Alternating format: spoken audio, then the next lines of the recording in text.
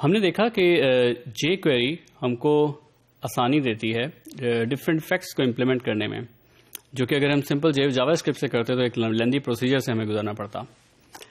इसकी एक और एग्जांपल को इम्प्लीमेंट करते हैं। एक रैंडम इफेक्ट्स क्रिएटर को जो है वो लिखते हैं। हमारे पास ये एक HTML की फाइल है जो हमने लिखी है, जिसमें हमने थोड़ा सा जावास्क्रिप्ट का कोड लिखा है। पहले इसको अंडरस्टैंड करते हैं। हमारे पास जो इसकी HTML है उसमें हमने थोड़ा सा टेक्स्ट लिखा, इसको एक टाइटल दे दिया।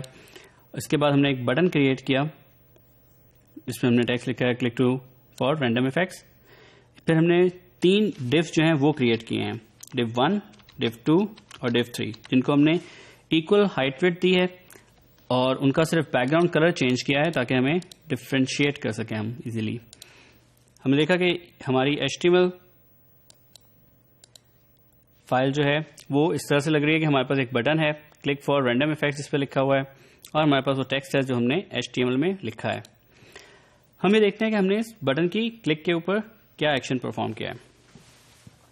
इस btn4 के ऊपर हमने इसके क्लिक इवेंट के ऊपर एक फंक्शन कॉल किया डिसाइड रैंडम एनिमेशन। ये फंक्शन हमने खुद लिखा है। हमने ये फंक्शन तीनों डिव्स जो हैं उनके लिए कॉल किया, उनकी आईडी को इसमें पास करके। ये डिसाइड रैंडम एनिमेशन क्या करता है?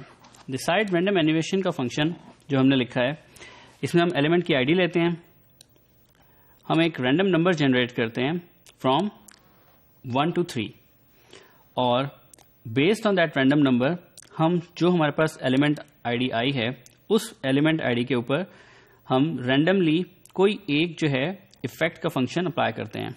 हम आइदर टॉगल करते हैं उसको हाइड या शो करने के लिए, फेड टॉगल करते हैं फेड इन या फेड आउट करने के लिए, और स्लाइड टॉगल करते हैं स्लाइड अप या स्लाइड डाउन करने के लिए। हमने यहाँ पे तीनों टॉगल के मेथड यूज किए हैं बिकॉज वी डोंट नो कि जिस वक्त ये फंक्शन कॉल होगा तो उस टाइम पे जो ये डिव्स हैं, जो एलिमेंट हैं, इनकी स्टेट क्या होगी, ये हिडन होंगे या विजिबल होंगे। तो हमने इनको टॉगल यूज किया है कि ताकि वो अगर हिडन हो तो वो शो हो जाएं, और अगर वो शो हो रहे हो तो वो हाइड हो जाएं। इसको एक्शन में देखते हैं कि अगर हम इस बटन पे क्लिक करते हैं तो हमारे पास जो तीनों डिव्स हैं वो एक रैंडम इफेक्ट्स के साथ डिस्प्ले हो जाते हैं। अगर हम उस पर बटन पे दोबारा क्लिक करें तो वो टॉगल हो जाते हैं, क्योंकि वो शो हो रहे थे तो वो हाइड हो गए हैं यूजिंग डिफरेंट रैंडम मेथड्स। हम इसको थोड़ा सा मॉडिफाई करते हैं। हमने देखा कि हमारे पास यहाँ पे स्पीड जो है वो बहुत तेज है, तो हम इसको थोड़ा सा मॉडिफाई करके इसकी स्पीड को जो है चेंज करते हैं। हम जानते हैं कि हमारे पास एनिमेशन मेथड्स जो हैं, टॉगल, फेड टॉगल, तमाम मेथड्स हमारे पास animation speed in millisecond जो है वो एक्सेप्ट करते हैं। हम एक वेरिएबल ले लेते हैं जिसकी हम डिफॉल्ट वैल्यू 1000 मिली सेकेंड रख लेते हैं।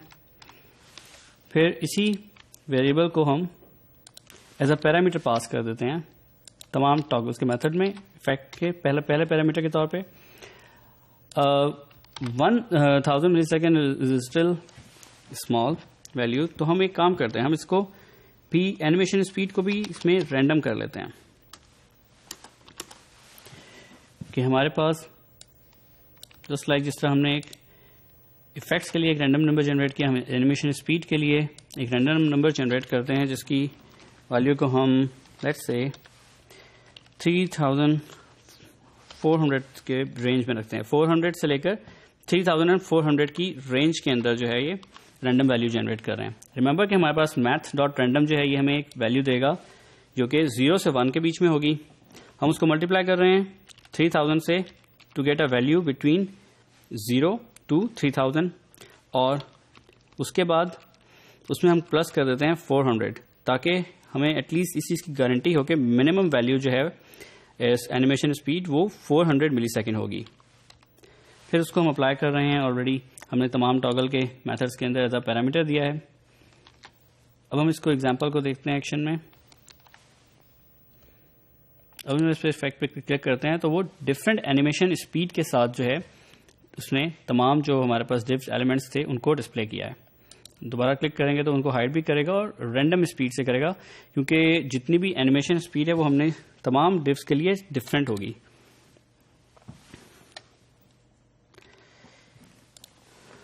इसको हम थोड़ा सा और मॉडिफाई करते हैं। लेट्स सी, अभी हमने देखा कि हमें हर बार क्लिक करना पड़ता है नेक्स्ट रैंडम एनिमेशन इफेक्ट जो है उसको क्रिएट करने के लिए। हम इसको अगर ऑटोमेट करना चाहें कि ये एक लूप में चलता रहे, हमें पता है कि हमारे पास जितने भी एनिमेशन के इफेक्ट्स के मेथड्स हैं उसमें हम कॉल बैक फंक्शन होता है हमारे पास, जो कि उस पर्टिकुलर इफेक्ट के कंप्लीट होने पर कॉल होता है। तो यहां हम कॉल बैक फंक्शन इंप्लीमेंट करते हैं।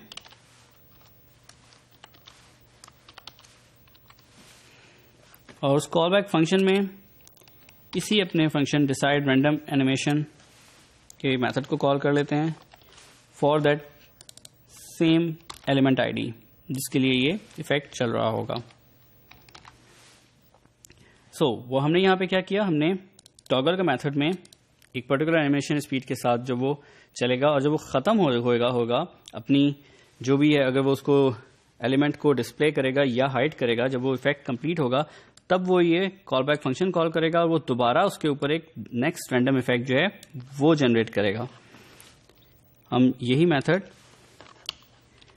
तमाम जो है अपने टॉगल्स के मेथड उनके ऊपर कॉल कर लेते हैं कॉल बैक फंक्शन में। Now let's look into it. अब अगर हम इसको दोबारा देखें, हम इस पर एक दफ़ा क्लिक करते हैं तो एक ख़ास कोई भी रैंडमली जो है ना डिफरेंट इफेक्ट्स जो हैं और डिफरेंट स्पीड के साथ तमाम डिव एलिमेंट्स के ऊपर अप्लाई हो रहे हैं। हम अपनी इस कोड को थोड़ा सा और इंटरेस्टिंग बनाते हैं। हमें पता है कि इस वक्त तो हमारे पास जो है ये डिव्स जो हैं इनकी हाइट और विड्थ सेम है। हम इसकी विड्थ को लेट्स से के रैंडम कर लेते हैं। तो हम एक और वेरिएबल ले लेते हैं, लेट्स से रैंडम विड्थ। इसकी हम डिफ़ॉल्ट वैल्यू हम 80 पिक्सल ही रख देते हैं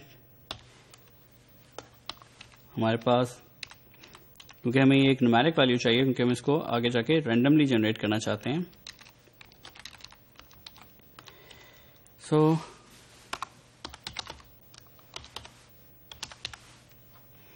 हमारे पास जो रैंडम विड्थ का वेरिएबल है इसको हम लेट्स से लेते हैं कि इसकी वैल्यू मैक्सिमम वैल्यू जो है वो हमारे पास